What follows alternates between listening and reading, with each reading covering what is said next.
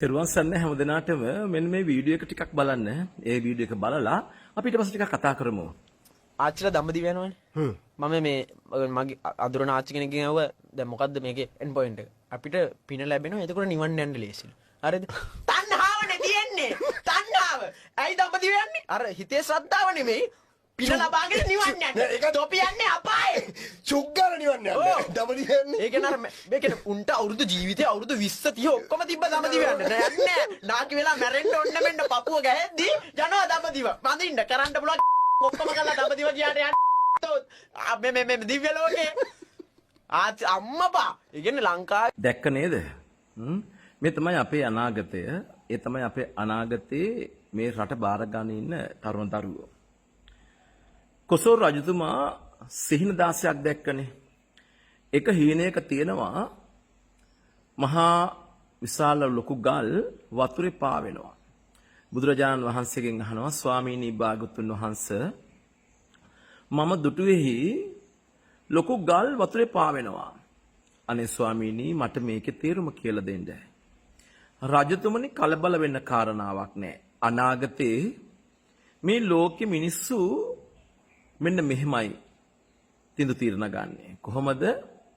බුද්ධිමතුන්, ගුණගරුක මිනිසුන්, සිල්වතුන්, පැවිද්දන් යම් දෙයක් කියයිද ඒ කිසිවක් අහන්නේ නැහැ, තකන්නේ නැහැ. හැබැයි අඥාන මිනිසයාගේ කතා රටක් පිළිගන්නවා. අත්දැකීම් නැති බාල මිනිසයාගේ කතා රටක් පිළිගන්නවා. බුද්ධිමතා, ගුණවතා, සිල්වතාගේ යම් උපදේශයක්, යම් දෙයක්, යම් කතාවක් කිසිදු කෙනෙක් ගණන් ගන්නේ නැහැ කියලා. අන්න ඒ වගේ මම දැක්ක මේ වීඩියෝ එක යටින් කමෙන්ට්ස් කරලා තියෙනවා. ඌ කියන කතාව ඇත්ත. මොකද්ද මේ ඇත්ත? මේ අපේ අහිංසක අම්මලා, ආච්චිලා දඹදිව යන්නේ තණ්හාවට කියන කාරණාව. අපේ ජීවිතේ තණ්හාව නැත්තේ කාටද? හැම කෙනාටම තණ්හාව තියෙනවනේ. ඒ නිසානේ අපි මේ හැමදේම බදාගෙන තියෙන්නේ නේද? පුංචි කාලේ ඉඳන් අපි කොයි තරම් දේවල් වලට ආස කරනවද? හැබැයි පුතේ දැනගන්නට ඕනේ එක දෙයක් ඔයා. මං හිතන්නේ ඔයාට අවුරුදු 20යි. ඒ නිසා ඔයාගේ ජීවිතේ මේ අවුරුදු 20ට අත්දැකීම් හරිම පොඩි. අවුරුදු 10න් පස්සේ ඔයා අත්දැකීම් ගන්න ඇති. ඒ වගේම අවුරුදු 15 දී අත්දැකීම් ගන්න ඇති. හැබැයි අවුරුදු 20 දී ඔයා අත්දැකීම් ගන්නවා. හැබැයි මේ තරම් බරපතල මාතෘකා පිළිබඳව කතා කරන්න වට අත්දැකීමක් නැහැ. ඒ වගේම තමයි මේ වැඩසටහන මේ පුංචි දරුවෝ ගෙන්නවලා මේ ළමයිව හාස්‍යයට ලක් කරන මේ වැඩසටහන නිර්මාණය කරන අය, ඒ වගේම තමයි ඒවා මෙහෙවන අයත් ඊට වඩා අඥාන මිනිස්සු සහ බාල අදහස්. මීට වඩා ගුණගරුක දේවල් අද ලෝක ළමා දිනේ නිසා මම මේ ගැන කතා කරන්නේ. මේ අවුරුදු 20ක් කියලා කියන්නේ පුංචි ළමයි. ඒ ළමයි ලොකු දෙයක් කරන්න බලාපොරොත්තුෙන් හිටියට ලොකු අදහස් තියන් හිටියට ඒ ළමයි පුංචි ළමයි.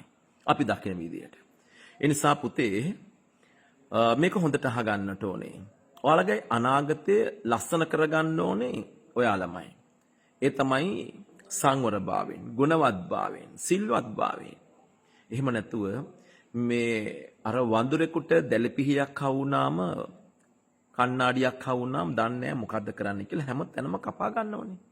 ඒ වගේ ලැබුණොත් අවස්ථාව ප්‍රයෝජනට ගන්න ඕනේ. ඒ වගේම ලැබුණොත් අවස්ථාවක් ඒකෙන් බබලන්න ඉගෙන ගන්නට ඕනේ. එහෙම නැතුව මාධ්‍ය සදාචාරය, එහෙම නැත්නම් මීඩියා එතික්ස් කියන කාරණාවන් පිළිබඳව ඉගෙන ගන්නට ඕනේ. එහෙම නැතුව මයික් එකකුයි කැමරමන් කෙනෙකුයි එහෙම නැත්නම් කැමරාවකුයි ඉස්සරහ තියෙන ඵලයට මෙහෙම හැසිරෙන්න යන්න එපා. ඒක ඔයාට හොඳ නැති දෙයක්. ඒ වගේම අම්මලා තාත්තලාටත් හොඳ නෑ ඔයාලගේ.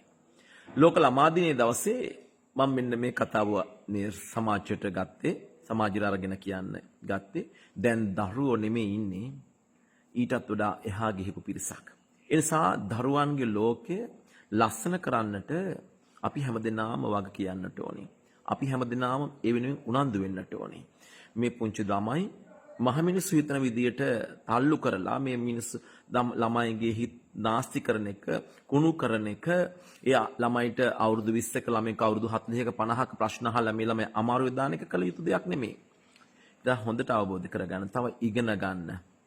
මාධ්‍යයකට එනවනම් මේ කතා කරනවනම් සමාජයකට මැසේජ් එකක් පාස් කරනවනම් ඒක කොහොමද මම කරන්න කියන කාරණාව. ඒ නිසා ගිරිය කය ගහගෙන ගිරියටින් පුම්බගෙන ආච්චිලා දිවි ලෝක යන්න තමයි මේ දඹදිව යන්නේ. මේක හොඳට අහගන්න පුතේ. මම මේ කතාව ඔයාලට කියන්නම ඕනේ.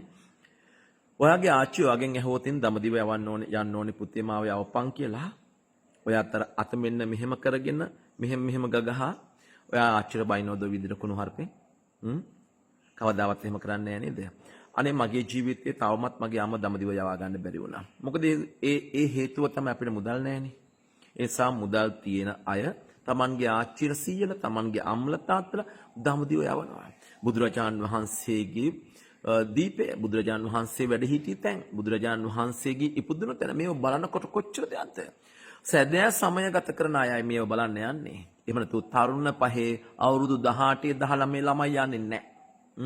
යන්න විදියකුත් නැහැ. සද්ධාවකුත් නැහැ. පැහැදීමකුත් නැහැ. දැන් ඔයාට පැහැදීමක් තියෙනවද? බුදුහාමුදුරුවෝ ගැන අපමාන රේණුවක් නැහැනේ. ඔයා දඹදිව යන උත්සාහ කරපු කෙනෙක්ද? නැහැනේ. එහෙනම් ඔයා වයසට ගිය වෙලාව ඔයාට කරන්න දෙයක් නැහැ. පිනට යොමු වෙන්නට ඕනේ. ඒ නිසා මේ ආච්චිලාට සීයලාට ওই විදිහට අපහාස කරන්න එපා පුතේ. ඒක හොඳ දෙයක් නෙමෙයි. ඒ අහිංසක මිනිස්සු අම්මා කෙනෙක් ගන්න ඒ අම්මා අරගත්තාම එයාම මෙන්න මෙහෙමයි ජීවත් වෙන්නේ. කොහොමද? ඒ අහිංසක අම්මා දරුවෝ හදනවා. ඒ දරුවෝ ලොකු කරන්න උත්සාහවන්ත වෙනවා. එතකොට යාගේ හොඳම ජීවිතේ කාලේ ගෙවිලා ගිහිල්ලා ඒ ළමයි ඉස්කෝලේ යවනවා. ඒ ළමයි කසාද බඳිනවා. ඒ අම්මා ආච්චි කෙනෙක් වෙලා. ඊට පස්සේ ඒ දරුවන්ට ළමයි හම්බ මේ කසාද බඳිනවා, ඉස්කෝලේ යවනවා, මොනුපුරු මිනිපිරියව පවාචල සීල යවනවා.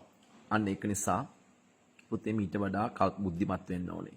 මීට වඩා සංයමයක් ඇති කර ගන්න ඕනේ. සංවරයක් ඇති කර ගන්න ඕනේ. ඒ වගේම මේවා මෙහෙවන්නට මේ පුංචි දරුවෝ ගෙන්නවලා ඉත්තම් කරගෙන තමන්ගේ දේවල් සමාජගත කරන අයටත් මම මේ වෙලාවේ කියන්නට ඕනේ. ඔය අය තාම සමාජය ගැන අවබෝධයක් නැති නිසා මේ වගේ දරුවෝ ගෙන්නවලා මේ වගේ ළමයි ගෙන්නවලා මේ රටේ කෑ ගස්සවලා අම්මලා තාත්තලාට බන්නවලා ආච්චිලා සීයලාට බන්නවලා බුදුදහම අල්ලගෙන බුදුදහමට පුළුවන් තරම් අපහාස කරලා බුදුහාමුදුරුවෝ තමයි හැම දෙයකටම පලි. බුදුහාමුදුරුවෝ තමයි හැම දෙයකටම අල්ලගන්නේ. ඉතින් මේක අද විශේෂයෙන් මම කියන්න හිතුවේ මේ මාතෘකාව මම අද කතා කරනවා කියලා හිතුවේ මොකද අද ලෝක ළමා දිනය සහ වැඩිහිටි දිනය. අනේ මගේ ආච්චිය තවමත් මට මතකයි. ඇයතරම් සුන්දර ගැහණියක් මගේ ජීවිතේ තාම ඇඳලවත් නැහැ. අහිංසක අසරණ මිනිස්සු ඒ මිනිස්සුන් දඹදිව යන්නේ මැරෙනවට බයවක්වත් දිවි ලෝකයක් යන්නවක්වත් නෙමෙයි. ඒ මිනිස්සු සැදෑ සමය කියනවා. විශ්‍රාම කාලය කියනවා. විශ්‍රාම කියලා කියන්නේ මොකද? සියලු දේවලින් ඈත් වෙලා ඉන්නේ. රස්සාවෙන් පවා ඈත් වෙලා කරන්න තියෙන පින්කම් විතරයි. ඒක නිසා දරුවෝ මීට වඩා බුද්ධිමත් වෙන්නට ඕනේ මේ සමාජයේ හැසිරෙනකොට, කතා කරනකොට. ඒ නිසා ඔයා කොයිතරම් පරිහානියටපත් වුණාද මේ වීඩියෝ එක හරහා? ඔයාට කොයිතරම් මිනිස්සු බයිනවද? ඒ වගේම තමයි ඒ ළමයා කතා කරපු දේවල් හරි කියලා වැඩි හිටියොත් ඒ ළමයට පිටුරු දදා ඒ ළමයි විනාශ කරනවා. ඒක නිසා හොඳට බුද්ධිමත්ව කල්පනා කරන්න. මේ ආච්චිලා සීයලා නැත්තම් මේ ශාසනයක් ඇත්තේ නැහැ. ඒගොල්ලෝ අයගේ සද්ධාව නිසා තමයි මේ පන්සල් වලට දාන ටිකක් හරි ලැබෙන්නේ. ආමුදුර නමක් බඩගින්නේ ඉන්නේ නැත්තේ මේ ආච්චිලා සීයලා නිසා. ඒක හොඳට අවබෝධ කරගන්නට ඕනේ. ඔය වගේ තරුණ පහේ ළමයි කවදාවත් දානයක් කරගෙන එනවද පන්සලකට? පන්සලකට ඇවිල්ලා චෛත්‍යයක් ගඩොලක් අතින් අරන් දෙනවද? එන්නේ නැහැ. ඒ නිසා මේ බුද්ධ ශාසනයේ මේ ආරාම විහෙර විහාර හැදෙන්නේ ඒ වගේම ස්වාමින් වහන්සේලාගේ බඩ පිරෙන්නේ මේ අම්මලා තාත්තලා නිසා. ඒ අයට අපහාස කරන්න යන්න එපා තවත්. තේරුණා නේද?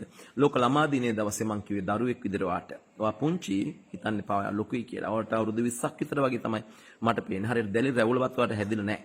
ඒ නිසා දරුවෝ මීට වඩා සංයමයකින් මීට වඩා හොඳ විදියට බුද්ධිමත්ව කල්පනා කරන්නට ඕනේ. ඒව මෙහෙවන අයටත් මේ උපදෙස්මයි දෙන්නේ. ඒ නිසා නිවැරදි විදියට දරුවෝ හැසිරවන්න උත්සාහ කරන්න. හැමදිනාටම තෙරුවන් සරණයි.